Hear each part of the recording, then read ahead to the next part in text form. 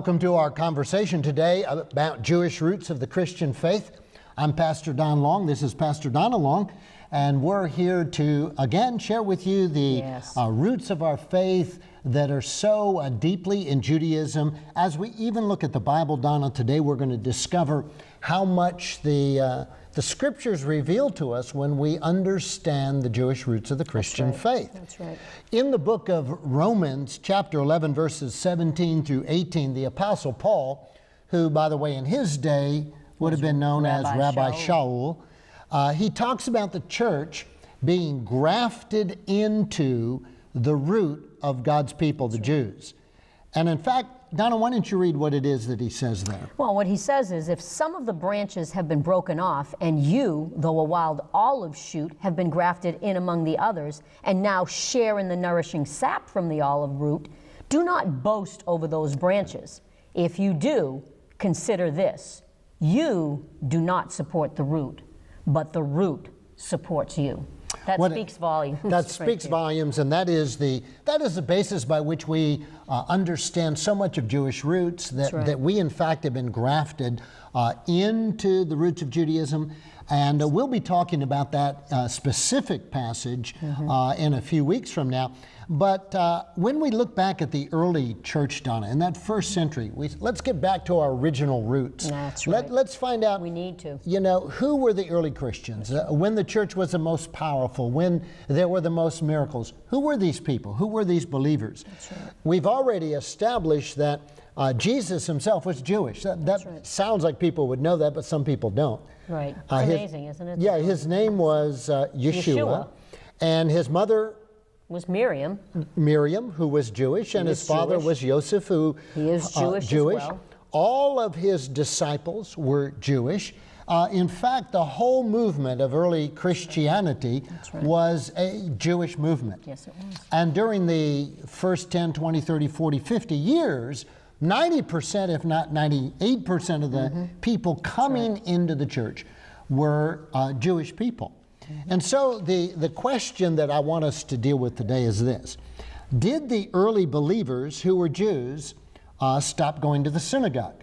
Many would believe that they did. That's right. I mean, today, what do we think? Now, they think that they came into Yeshua and then came into a church. Right. And so if we were to look at your background, which was Catholic, yes. You might have an image that, well, you know, they became Christians and they went to St. Thomas's church St. Ignatius church, but they went to a church that would look like what a Catholic church looks like.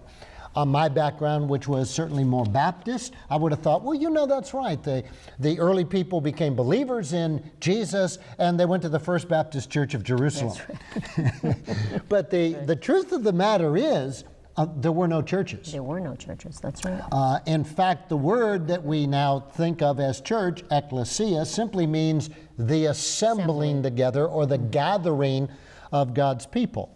But historical records reveal, common for both Jew and Gentile, was the following idea, that they went to the synagogue. That's right. They attended the local synagogue, in fact, on Sabbath. And they gathered as believers in Yeshua on Sabbath night. Which would be the end of the Sabbath. Right. Which to the Jews is really Sunday. Sunday. That's when Sunday starts for them, is at sundown. So the early Christians, if we were in Jerusalem, we were in Antioch, we were in any of the surrounding towns around Judea, if we're up in the Galilee, if we had become a believer in the Jewish Messiah, if we were Jewish, or even if we were a God-fearing Gentile who heard the message of salvation through the Messiah, our custom would have been that on Shabbat would have begun on Friday night. That's right. And we would have been Sabbath observers. Yes, we would. We would have probably lit candles on Sabbath evening. And then on Saturday, which is the Sabbath, we would have gone to the local synagogue. That's right. That's right. And there in the local synagogue, we would have heard the Torah. That's right. And then of that local synagogue, there would be those of us who believed in Yeshua as Messiah, and there would have been those who didn't yet believe in him as Messiah. That's right. But we would have all gone to the synagogue. That's right. And then those of us who were believers in Yeshua would have stayed after Havdalah service, after the end of Sabbath, we would have gathered maybe in someone's home or together as believers in Yeshua to discuss what the Torah had to say about us as believers in Yeshua. And it, it would be very likely to believe that as they were gathering after Shabbat had ended, after the Sabbath had ended, that the things they were looking in the scriptures to find is, how could we not have seen it all these years? It points right to Yeshua. And they were finding themselves, and they were just like Yeshua looked in the Word and found out who he was and started walking it out. That was being unfolded to them because Messiah had come. That's right. And again, the image, again, in my upbringing as a Baptist, we all had a Bible. Yes. So, so we have this image of the early church. Wow, they became Christians. They're all excited. They gather in Joseph's house, and they're sitting around with their Bibles open having a Bible study. Well, first of all, nobody owned the scriptures. No. Nobody, the Torah scrolls were these big scrolls. They were kept in the synagogue. They were kept under there. That's the only time they were opened up. When it says when Yeshua went in and they opened the scroll, and he opened the scroll to the place, those scrolls were kept in the synagogue. That's right. And so the image of believers gathering with a Bible to open, stop and think about it. The printing press. And it was only the Old Testament. Right. Well, the printing press, though, wasn't invented, it was by all then. hand-scribed. And we think, well, maybe they were studying Ephesians or something like that. Well, Paul didn't write those letters to the early church until 60, 70, 80 A.D. So between 30 and 60, you have a 30-year period where the church was growing explosively, and nobody had a Bible in their house. That's right. They were all of the what we call the New Testament part came out of these early believers in Yeshua who were studying and delving into it, and then these letters were written that was expounding on what the Old Testament was saying. That's right. They spawned out of that to say, now we've come through, and we've come through this corridor into a new place now, that now Messiah is here. On this side, we're waiting for Messiah. On this side, we have Messiah. Now we need to live all this that it was telling us. And within those local congregations, there would have been quite a number of Jewish people who knew the scriptures by heart. That's right. Well, they had to learn them. Especially the boys had to learn it by the time they were 5. They had to. They started with memorizing Leviticus. So there you are. You're a young boy growing up in Judaism. You're memorizing the entire chunks. Torah, the first 5 books of the Old Testament. We're in memory. You're memorizing it, and now that you become a believer in Yeshua, you're quoting scriptures. You're kind of in those gatherings sharing the scripture. That's right. So that all the Jews and those Gentile believers in Yeshua, during those first 40, 50, 60 years, they went to the synagogue. That's right. Was the only place they could go where the scriptures would be read from the scrolls. That's right. Absolutely amazing. Now, not only did they go to the synagogue, Donna, they went to the temple. That's right, they did. So if you wanted to know where the biggest gathering of believers in Yeshua, the early Christians, the biggest gathering was in the temple itself. Courts, that's right. So if there was any idea that would have been from the apostles or any idea from Jesus of Nazareth that somehow a new religion was being formed that should break away from Judaism, you don't find it in the Bible. No, you don't. It's not there. The record of the book of Acts, which is the record of the history of the early church, they met in synagogues, they met in the temple, and they met in their homes. House to house, right. So let's share some of those. In Acts chapter 2, listen to this. Acts chapter 2, verse 46. Every day they continued to meet together. These are the believers right after Pentecost. That's right. Every day they continued to meet together in the temple courts. That's right. They broke bread in their homes and ate together with glad and sincere hearts. So after that great crowd, 5,000 people get born again on the first day of Pentecost, and thousands each day after. So you've got thousands, not hundreds, not a little church of 150 or 300. That's right. I mean, mega churches were first invented in that early church. By the thousands, they met every day in the temple, part of the temple area. The Apostle Peter was the primary teacher.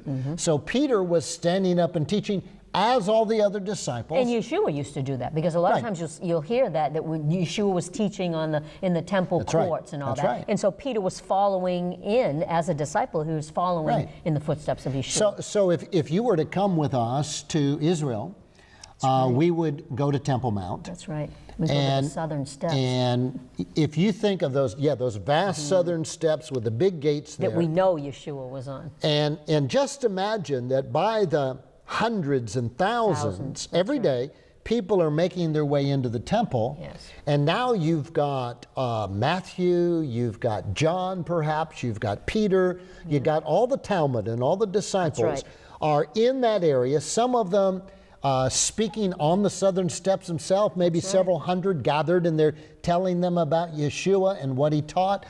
Peter might be up on the temple grounds itself. If you get up there with us, you'll see the top of Temple Mount. There's a mosque there today.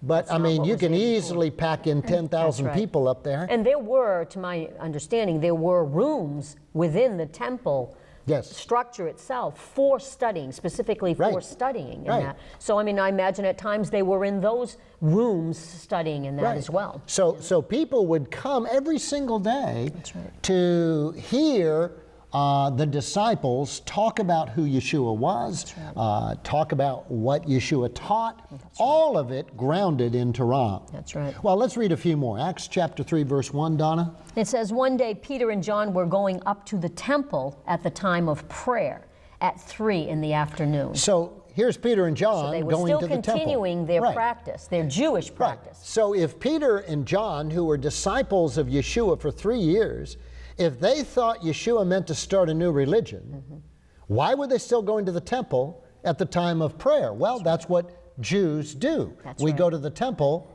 at the times of prayer. That's right. So Peter and John are still practicing Jews. When we come to Acts chapter 3. Jump over to Acts chapter 5, Donna, verse 42. It says, day after day in the temple courts and from house to house, they never stopped teaching and proclaiming the good news that Jesus is the Christ. So Acts chapter 5 is several years after Pentecost. They're still going to the temple every day. Then when we move to the end of the book of Acts, when Paul is speaking, and this is his defense when he's talking about why all the problems got created when he came to Jerusalem. In Acts chapter 24, Donna, read what he said there. It says in verse 17 and 18, it says, after an absence of several years, I came to Jerusalem to bring my people gifts for the poor and to present offerings.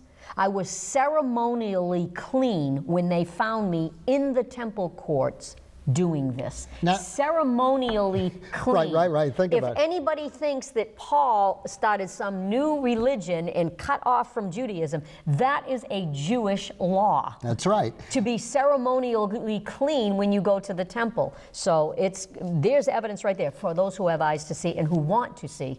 It's very clear that Paul was still a practicing Jew. If in fact we only had one verse we could use, that might be one we'd grab. That's right. Because but there's more than one. Because there's this image, and many people believe it, in both Jews and Christians today. Many of them believe that, well, Paul started a new religion called Christianity. That's right, and he didn't. Paul was the champion of taking the gospel to the Gentile. And in Acts chapter 24, he's already had 3 missionary journeys throughout the Middle East. He is the champion of the grafted in idea. He's the champion of the fact that Gentiles can become believers. Right. That was his whole mission. That was his calling. So this is right before he's sent to Rome. So Paul has had years and years of preaching the gospel among Gentiles. If there was any time when the Apostle Paul could have declared, I was once a Jew, but now I am a Christian, it would have been then. It would have been here. That's right. But instead, what he says is several things in this verse. He comes to Jerusalem to bring my people gifts for the poor. That's right. He's identifying my people are the Jews. That's right. I am a Jew, my people are Jews. That's right. Secondly, he says, I've come to bring offerings. Offerings, that's right. Well, where are the offerings given? That's right, at the temple. At the temple. That's right. So here is a Jewish man That's right. bringing gifts from the churches of Asia into Jerusalem for the Christians in Jerusalem. And he's bringing offerings. That are in accordance with the Jewish requirements. That's right. So Okay. all the Jews who are in the diaspora, who are in Asia Minor, are saying, Paul, you're going to Jerusalem, take offerings for us. That's right. And then he declares, as you pointed out, he was ceremonially Clean. That is a meaningless phrase That's right. in Gentile Christianity. That's right. You need to understand the Judaism. But to if be able to Paul understand. is still a Jew, That's right. it's important to Paul, who some think said, do away with the law, we're all under grace, we don't do the Torah anymore. You are so mistaken. That's right. Paul says, I came to Jerusalem, I was ceremonially clean. Well, we've run out of time for today. It's been good to have you with us. Join us again next week as we continue our discussion of the Jewish roots of the Christian faith.